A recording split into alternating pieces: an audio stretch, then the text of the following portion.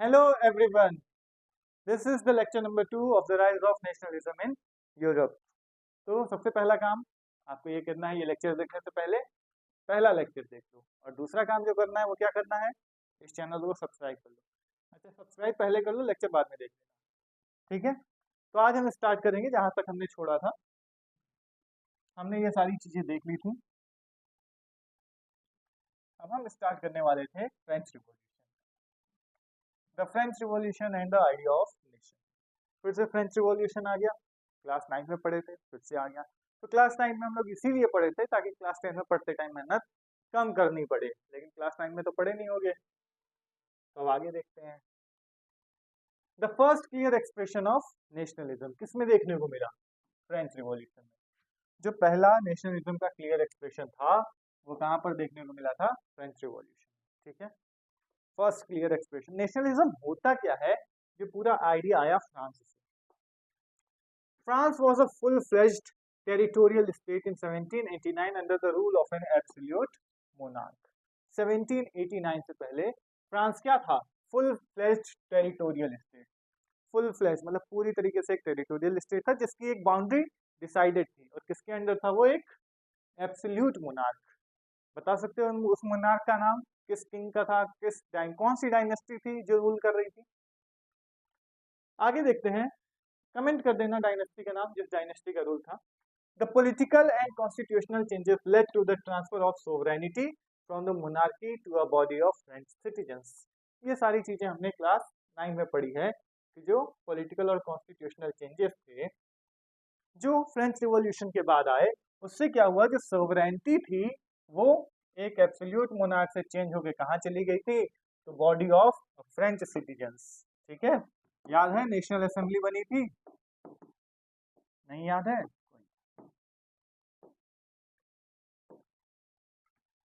The revolution proclaimed that it was the people who would henceforth constitute the nation and shape its destiny.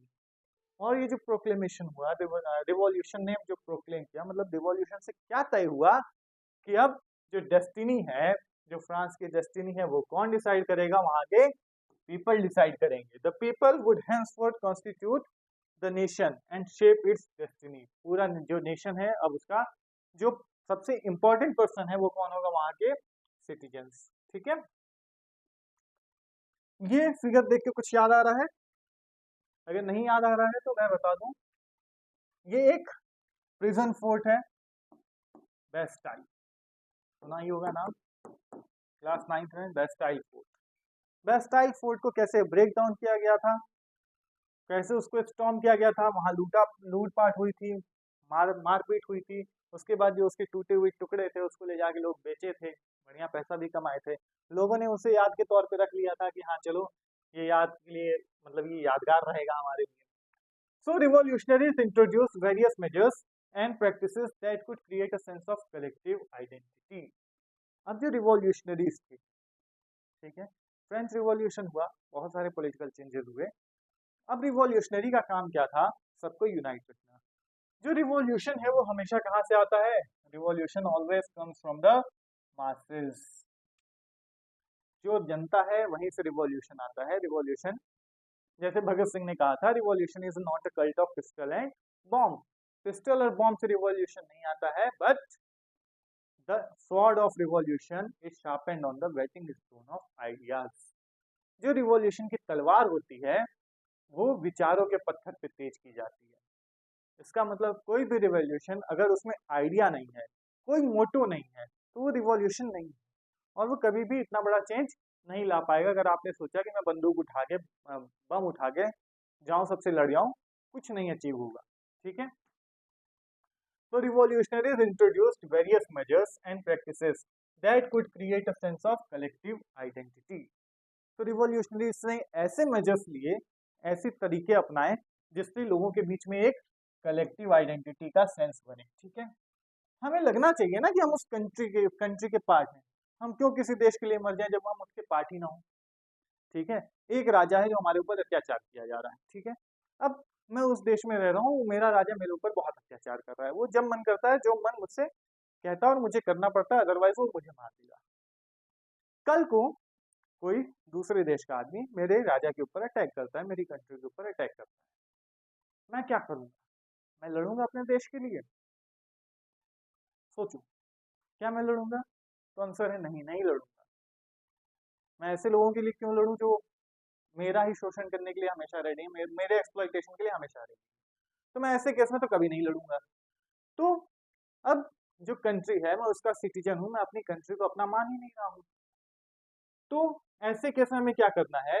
जब तक लोगों के अंदर collective identity ना आए कि हाँ, हम इस कंट्री के पार्ट हैं, ये कंट्री मेरा है, ये देश मेरा है, और इस देश पे अगर कोई भी दिक्कत होगी तो मैं अपना सर कटा दूंगा, लेकिन इस देश को कुछ नहीं होने दूंगा। ठीक है? द आइडियाज ऑफ ला पैट्री, the fatherland, and les citoyens, the citizen emphasized the notion of a united community enjoying equal rights under a constitution. यहाँ पर कॉन्सेप्ट आया ला पैट्री और ले सिटोयन। ला पैट्री मतलब फादरलैंड, जो कंट्री है वो क्या है? हमारी फादरलैंड है। जैसे भारत हमारी माता है, तो वैसे फ्रांस में फादरलैंड का कॉन्सेप्ट था। इंडिया इज अवर मदरलैंड, और हम अपनी माँ के लिए कुछ भी कर सकते हैं। The same concept goes with France. और जो उसके सिटीजन्स हैं, ले सिटोयन, जो सिटीजन्स हैं वो उन्हीं के, मतलब उन्हीं माता के पुत्र हैं या उन्हीं पिता के पुत्र हैं, जो जिनका सबसे बड़ा काम क्या है? अपने माता और पिता की सेवा करना। तो इस तरीके से लोगों के बीच में एक यूनाइटेड कम्युनिटी की फीलिंग लाई गई कि हम सब क्या हैं? यूनाइटेड हैं, हम सब एक हैं, और हमारे ऊपर अगर कोई प्रॉब्लम आएगी तो हम सब मिल के लड़ेंगे। जो जो भी सिटीजन है वो यूनाइटेड कब फील करेंगे? जब उनके पास क्या होगा? Equal rights under a constitution. सबको इक्वल राइट्स मिलने चाहिए। और इक्वल राइट्स गारंटी कौन देगा? मेरे कहने मुंह मुंह से कहने से मिल जाएगी गारंटी कि मैंने कह दिया हाँ चलो आज से तुम लोग बराबर? नहीं, कुछ होना चाहिए, रिटन प्रूफ। और ऐसा सारी चीज क्या करती है? कॉन्स्टिट्यूशन। कॉन्स्टिट्यूशन का मेन काम क्या है?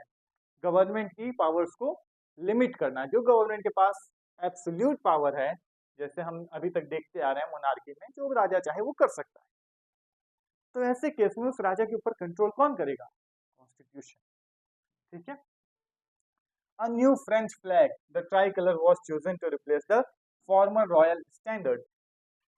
अब फ्रेंच रिवॉल्यूशन का सक्सेस किसमें दिखेगा? कि उन्होंने एक नया फ्रांस का फ्लैग बनाया, जिसमें एक ट्राई कलर का यूज किया गया, रिवॉल्यूशनरी ट्राई कलर, जिसमें ट्राई कलर दिखाते थे लिबर्टी, इक्वालिटी एंड फ्रेटर्निटी को। ठीक है? The states general was elected by the body of active citizens and renamed the national assembly. National assembly जो स्टेट्स जनरल था, जिसमें तीनों स्टेट्स के पास थे, first state, second state, third state, अब उसको क्या किया गया?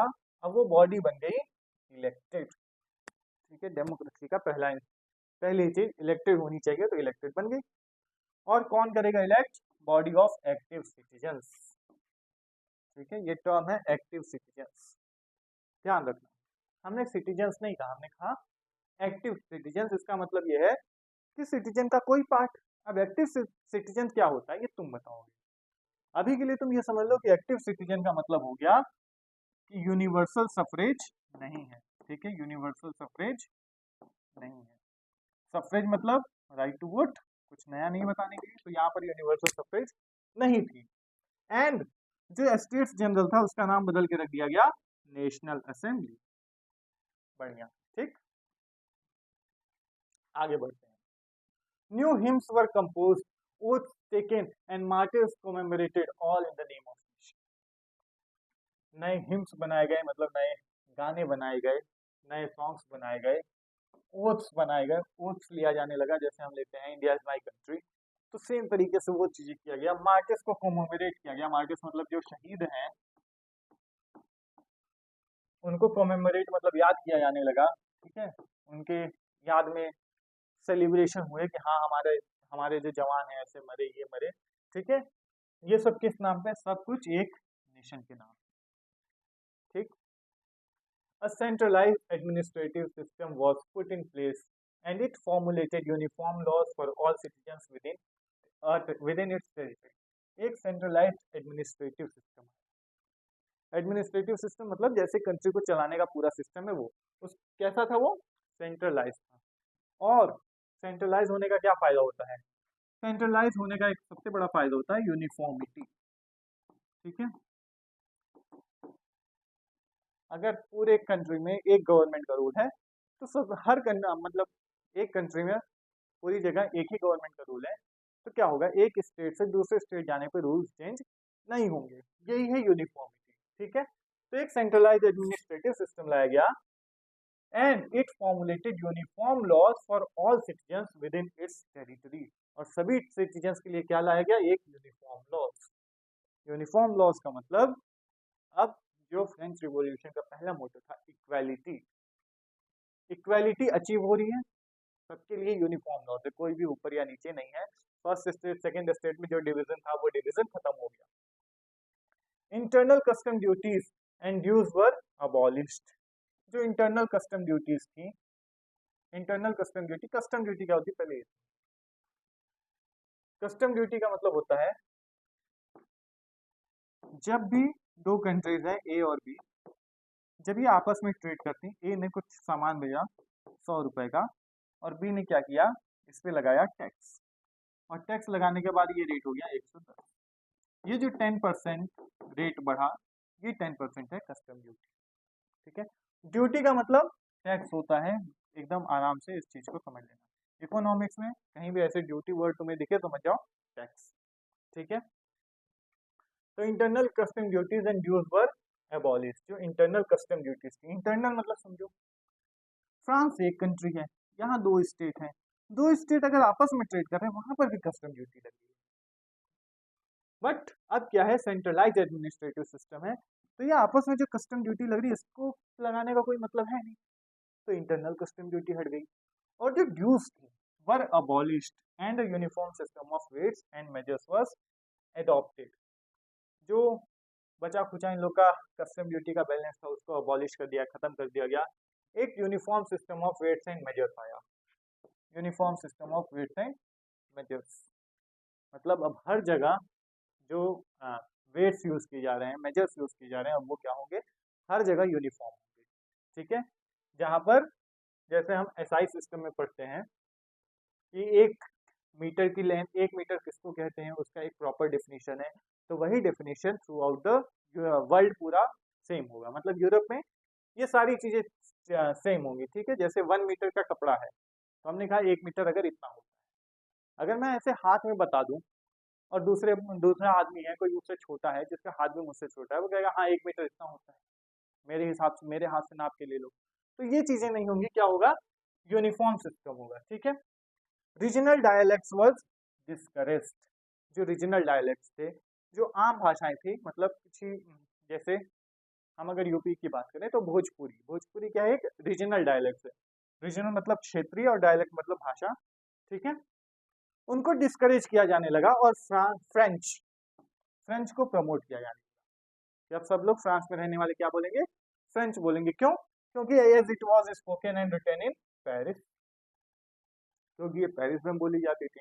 फ्रेंच रिवॉल्यूशन स्टार्ट भी पेरिस से हुआ, Paris is the capital of France, तो जो लैंग्वेज पेरिस में बोली जाती थी उसी को प्रमोट किया गया और रीजनल डायलेक्ट्स को डिस्करेज किया गया, and French became the common language of the nation, और पूरे नेशन की एक कॉमन लैंग्वेज हो गई फ्रेंच, ठीक। The revolutionaries further declared that it was the mission and the destiny of the French nation to liberate the peoples of Europe from despotism. Despotism का मतलब होता है तानाशाही, ठीक है।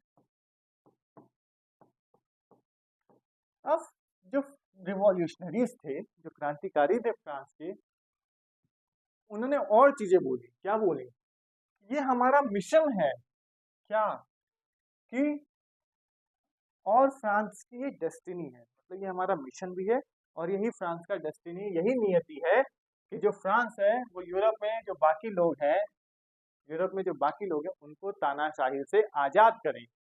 ये फ्रांस की नियति में लिखा है, ये फ्रांस की जिम्मेदारी, और फ्रांस ये काम करेगा। और हम दूसरों की मदद करेंगे, help other peoples of Europe to become nations. जो अभी तक नेशन नहीं है, फ्रांस के लोग, हम सबसे पहले भाई नेशनलिज्म लाए, सबसे पहले नेशनलिज्म लाए, हम अपनी कंट्री को एक मोनार्की से अलग करके डेमोक्रेसी में कन्वर्ट किए। अब ये हमारी जिम्मेदारी है, अब हम पूरे यही चीज पूरे यूरोप में करेंगे, पूरी यूरोप में हम डेमोक्रेसी लाएंगे, ठीक। When the news of the events in France reached the different cities of Europe, students and other members of educated middle classes began setting up Jacobin clubs.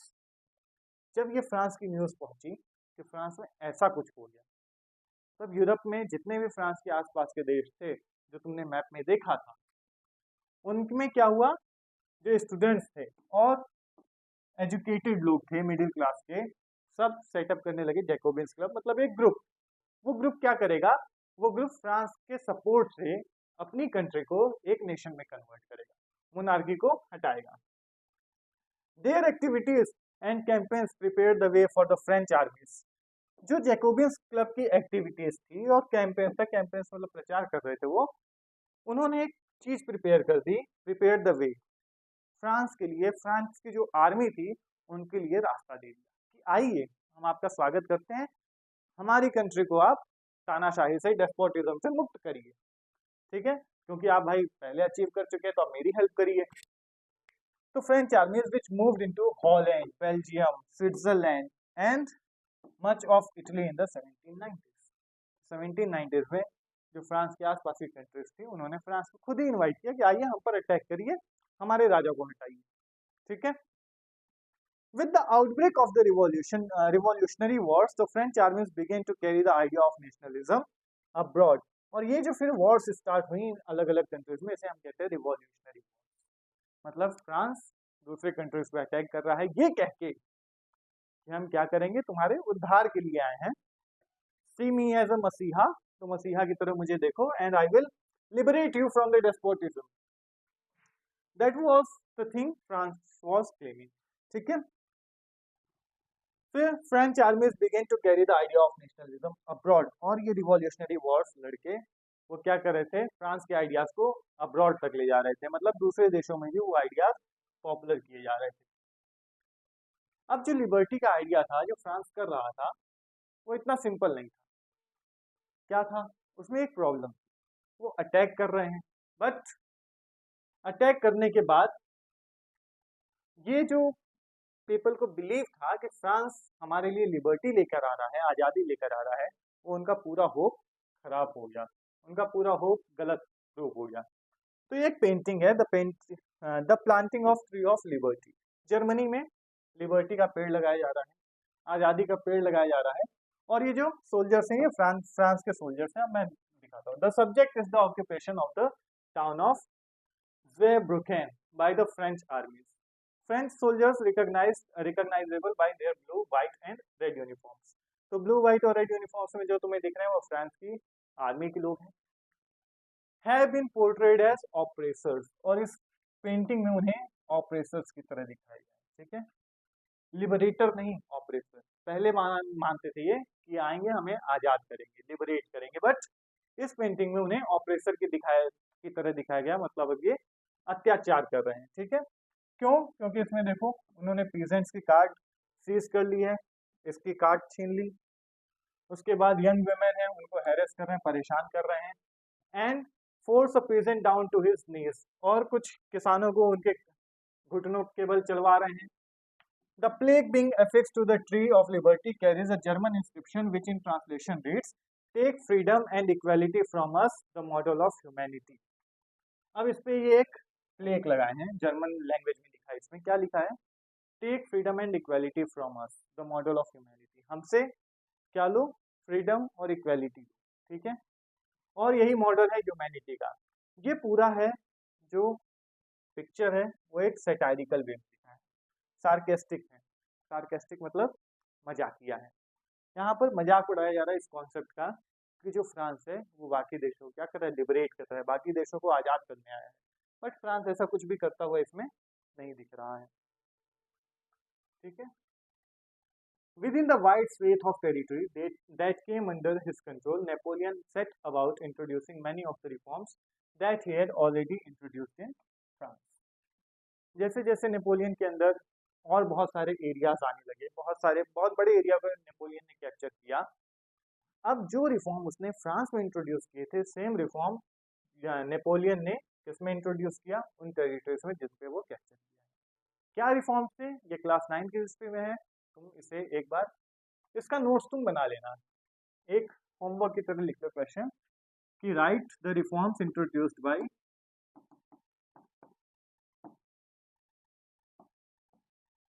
introduced by Napoleon.